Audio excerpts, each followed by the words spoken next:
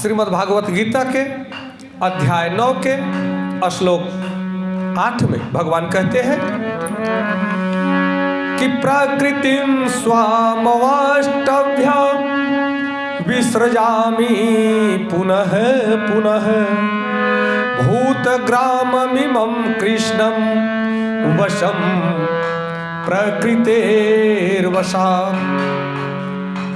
भगवान कहते हैं कि संपूर्ण विराट जगत मेरे अधीन है। यह मेरी इच्छा से बारंबार स्वतः प्रकट होता रहता है और मेरी ही इच्छा से अंत में विनष्ट हो जाता है। यह भौतिक जगत भगवान की पराशक्ति की अभिव्यक्ति है। इसकी व्याख्या कई बार की जा चुकी है। सृष्टि के समय यह शक्ति महत्व के रूप में प्रकट होती है। महत्त्व अर्थात महान तत्व के रूप में यह प्रकट होती है, जिसमें भगवान अपने प्रथम पुरुष अवतार महाविष्णु के रूप में प्रवेश कर जाते हैं।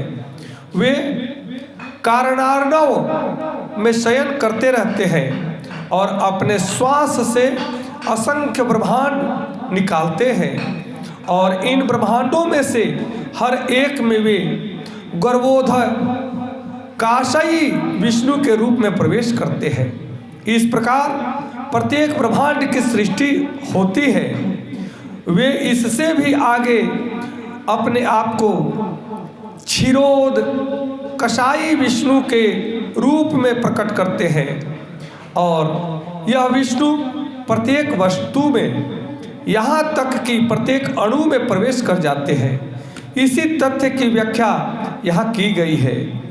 भगवान प्रत्येक वस्तु में प्रवेश करते हैं, अर्थात सृष्टि की संपूर्ण रचना ईश्वर के अधीन है और ईश्वर से ही होती है। इसमें ईश्वर का भाव समझना अति आवश्यक है। ईश्वर का हिंदी भावार्थ होता है कि नियंत्रण करने वाली शक्ति। संपूर्ण सृष्टि में जो नियंत्रण करने वाली शक्ति है उसे हम ईश्वर कहते हैं। इसलिए कहीं भ्रमित होने की आवश्यकता नहीं है। ईश्वर तत्व को समझने की आवश्यकता है। जो ईश्वर तत्व को समझ जाएगा, जो ईश्वर के गुण कर्म और स्वभाव को समझ जाएगा, वह अपने जीवन को समझ जाएगा और जीते जी वह मुक्ति भाव में ईश्वर के शरण में हमेशा अपने आप को पाएगा। इसलिए हम सबको परम कर्तव्य है कि अपने आत्मिक स्वभाव के अनुसार अपने जीवन को ईश्वरीय गुण धर्म के अनुसार बनाएं। ईश्वर स्वयं हमारे अंदर प्रकट हो जाएंगे और उसे हर कण कण में ईश्वर का दर्शन हो जाएगा। नमस्कार, धन्यवाद। जय श्री कृष्ण।